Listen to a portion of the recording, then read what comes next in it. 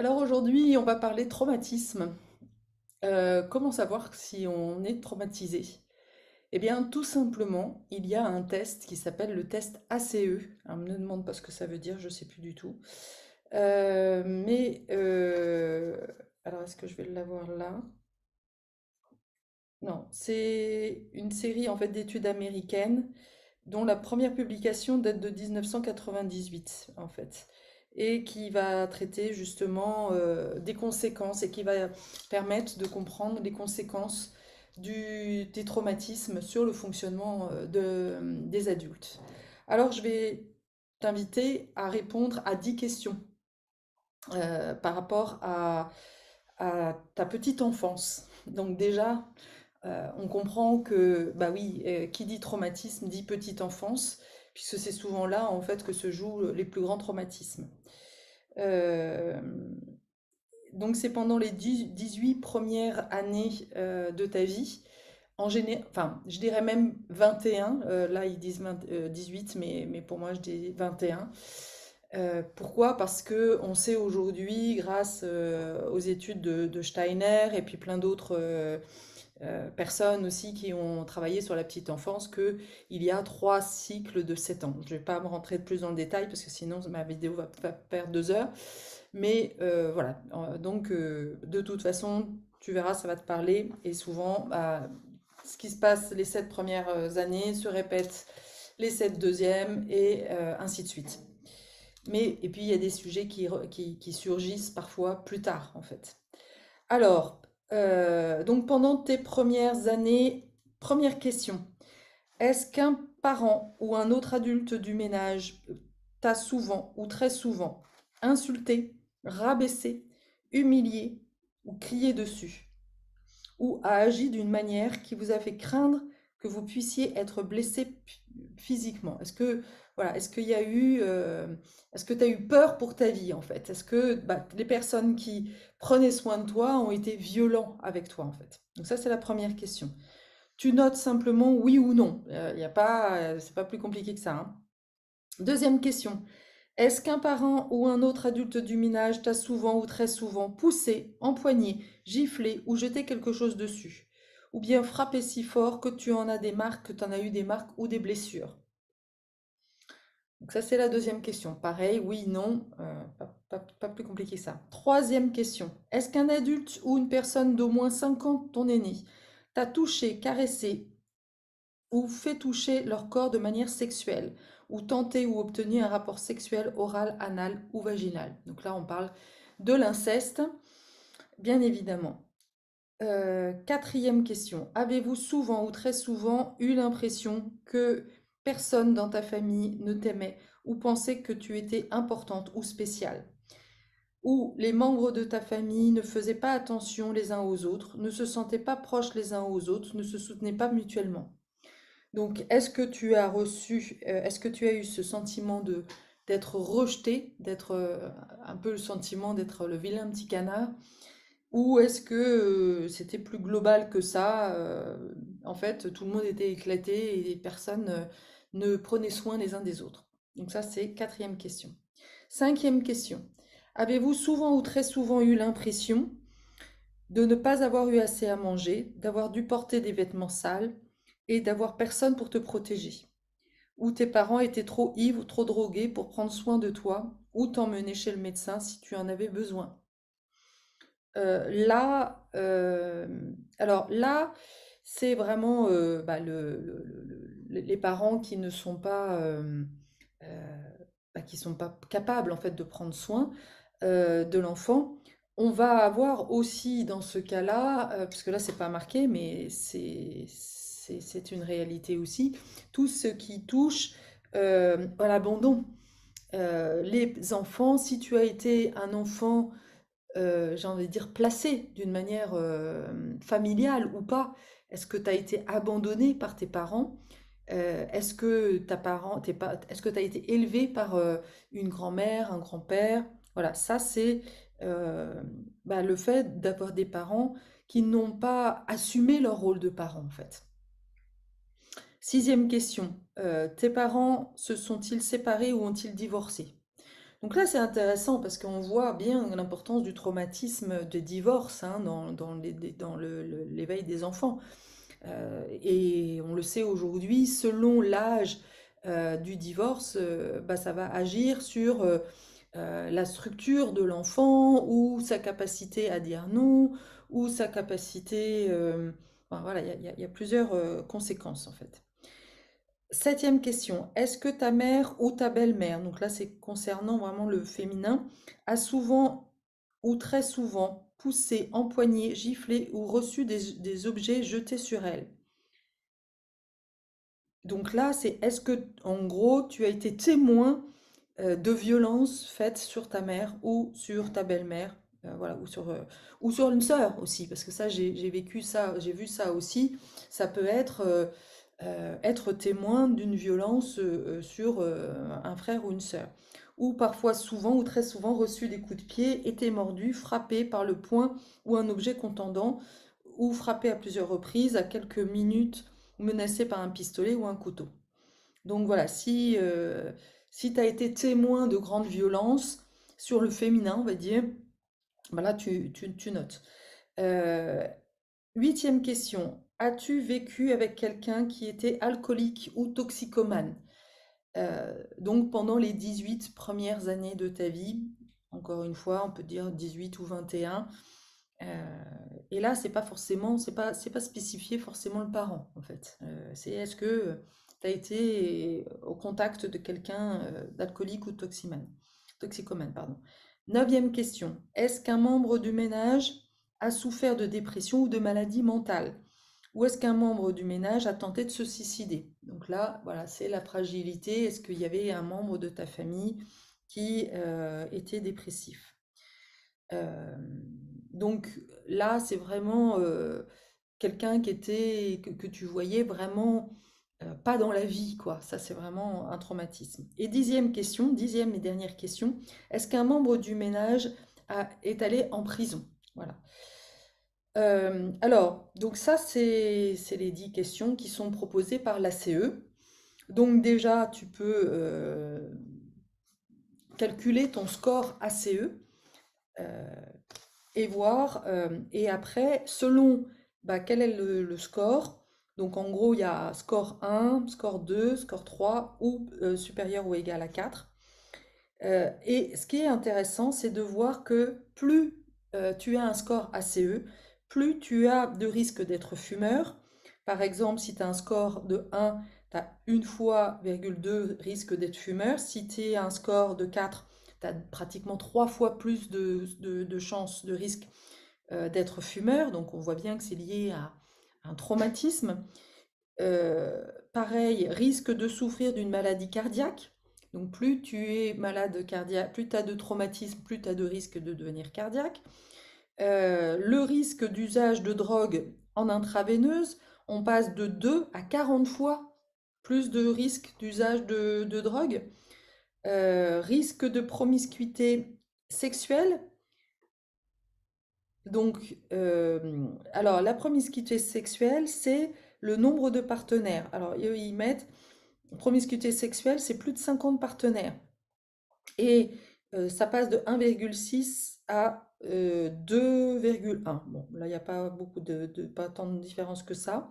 Mais voilà, si le fait d'être insécure, d'avoir eu des traumatismes, c'est que tu vas rechercher une proximité, une sécurité à l'extérieur et en fait, tu peux pas la trouver en fait parce que c'est pas, tu ne te sens pas aimable, tu ne te sens pas aimé, donc tu es pas capable et tu tombes jamais sur les bons évidemment.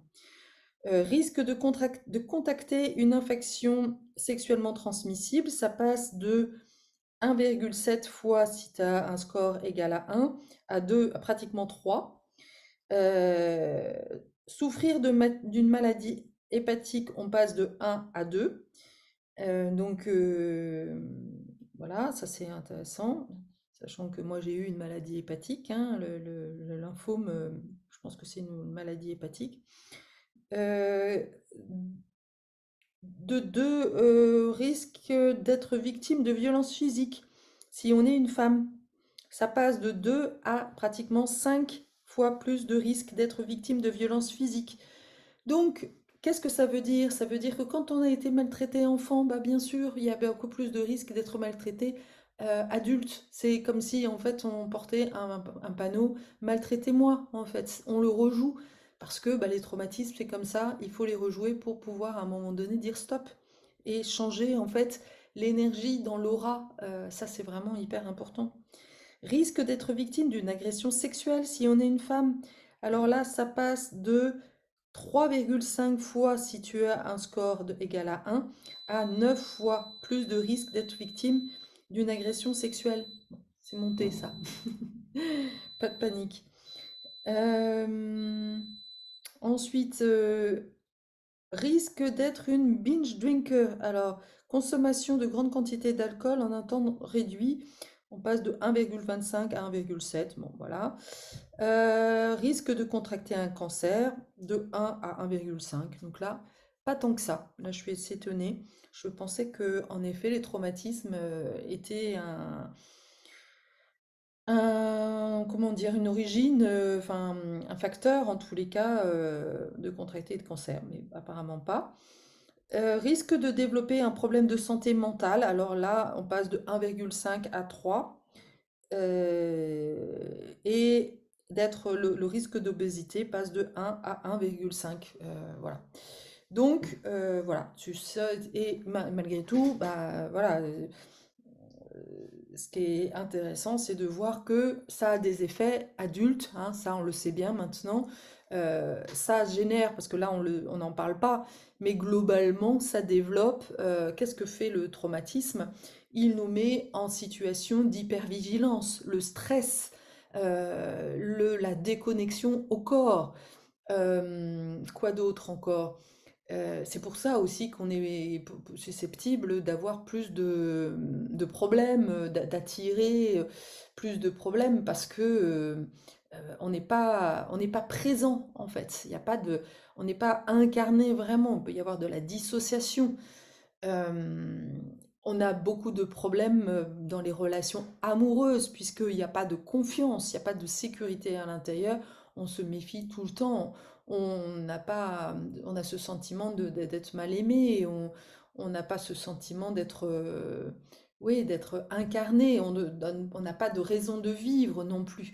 On a beaucoup de mal aussi quand on est traumatisé ou quand on a eu des parents violents maltraitant, il y a beaucoup de difficultés aussi à se mettre dans l'action, puisque les parents sont des moteurs, en fait, pour notre mise en action.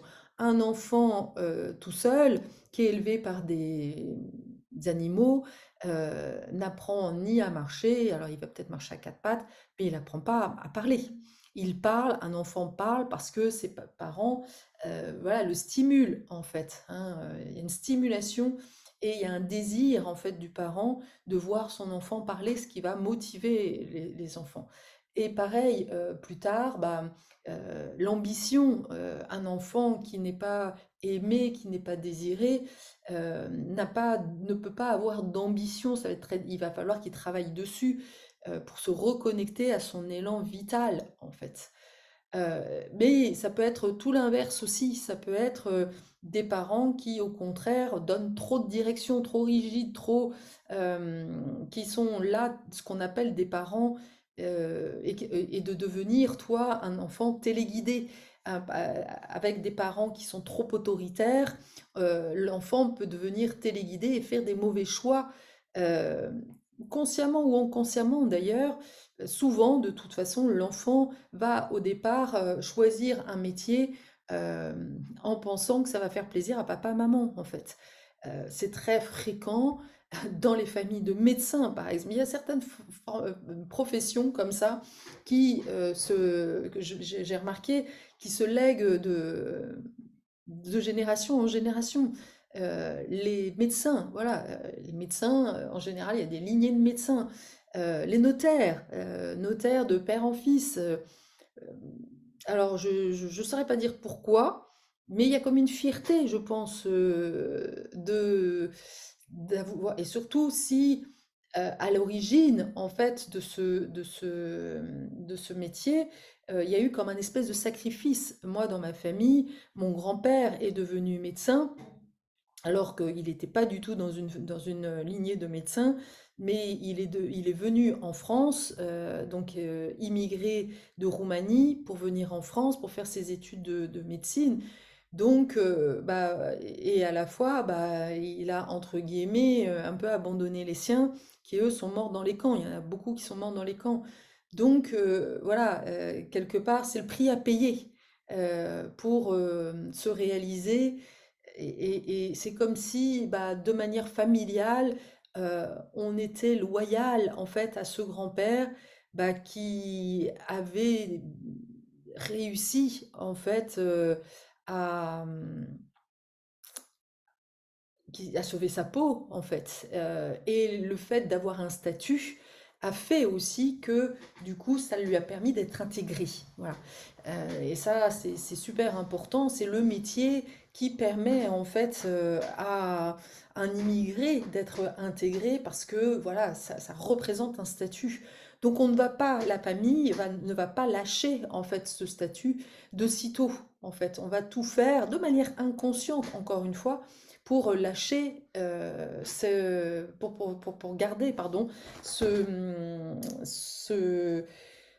cette loyauté, ce statut, pardon, qui, voilà, justifie quelque part et permet, légitimise, voilà, c'est le mot que je cherchais, ça donne une légitimité à un juif d'être en France.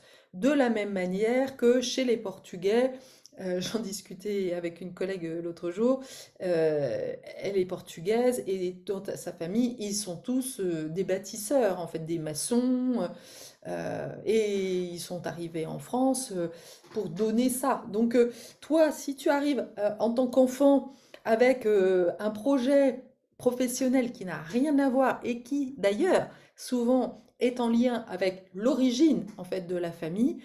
Moi, par exemple, je me suis rendu compte que mes arrière-grands-parents tenaient un cabaret. Voilà, donc c'est la fête. Ils faisaient la fête, ils dansaient, les musiques tziganes. On est vraiment dans les origines de la Roumanie, en fait. Et bah voilà, moi je me suis reconnectée l'année dernière avec ces origines ziganes que je sens très présentes. Je suis nomade, voilà, on me reproche parfois d'être souillon. Je suis une femme de voyage en fait. Et donc, bah, quelque part dans la famille, je fais tâche parce que je ne respecte pas, enfin je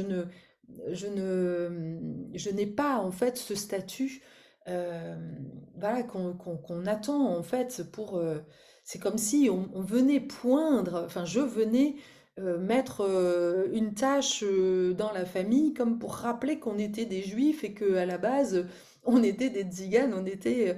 Et ça, on veut l'oublier en fait, de manière. Tout ça, c'est très très inconscient, mais je trouve ça, voilà, en tous les cas, j'ai senti ça très très fort l'année dernière quand je me suis reliée à ça en fait.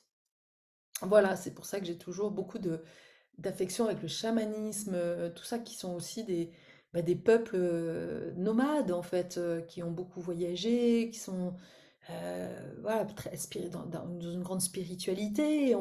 Les Tziganes, c'était des diseurs de bonne aventure. Moi, je suis en train de reconnecter tout ça en fait. Voilà. Je m'égare, nous étions partis sur les traumatismes, donc tu vois où est-ce que ça nous mène. Voilà, donc dis-moi dans les commentaires, je serais très heureuse en fait d'avoir ton score. Alors pour la petite histoire, moi j'ai un score ACE égal à 3, sachant que, autre chose, c'est que j'étais très surprise de voir que le score ACE parle surtout de violence physique. Et en réalité, avec toutes les dernières études en fait qui ont été faites sur les violences verbales, le choc psychologique, hein, alors bon, c'est marqué un peu de fait d'être abaissé, etc. Euh, mais aujourd'hui, voilà, des personnes comme Catherine Guéguen, par exemple, qui est une grande pédopsychiatre, euh, a beaucoup apporté de littérature, des études qui ont été faites aux États-Unis qui démontrent que bah, même des gros yeux, en fait, ça, c'est un traumatisme, en fait. Donc voilà, bon, en tous les cas, là, on va partir sur le score ACE, on va se limiter à ça. Et donc voilà, pour moi c'est 3, sachant que 4 c'est déjà énorme, enfin même 3, hein, et j'ai envie de dire déjà un ça montre qu'il y a déjà un traumatisme. Ça veut dire que à chaque coche que tu as, c'est le nombre de gros traumatismes, hein, c'est pas des petits. Alors et après, il y a aussi les autres traumatismes dont on ne parle pas, là, qui sont par exemple le fait d'avoir eu un accident, qui ne sont pas liés à de la maltraitance familiale. Là, on parle vraiment des expériences traumatiques de l'enfance et liées à la maltraitance en fait. Mais il y a d'autres traumatismes, si tu as été opéré enfant, si voilà, tu as eu un accident de la route, si tes parents sont décédés, voilà, etc. Donc voilà, dis-moi un petit peu quel est ton score et qu'est-ce que tu fais justement, parce qu'une fois qu'on a pris conscience que bah oui, on a des gros traumatismes, c'est vraiment important et de voir quelles conséquences ça a pour toi en fait. Est-ce que tu ressens que bah oui, tu as un manque de vitalité, que tu as du mal à t'en sortir, que tu as l'impression de tourner en rond dans ta vie, tout ça en fait, ça, c'est les conséquences de traumatisme, sachant que je le dis et je le répète, quand on travaille dessus, le traumatisme, eh bien c'est aussi le chemin, en fait, c'est la porte à ouvrir pour aller trouver tes plus grands dons. Parce que si je n'avais pas été maltraitée par mes parents, eh bien, je ne serais jamais devenue qui je suis et je ne serais pas spécialisée sur les traumatismes, n'est-ce pas?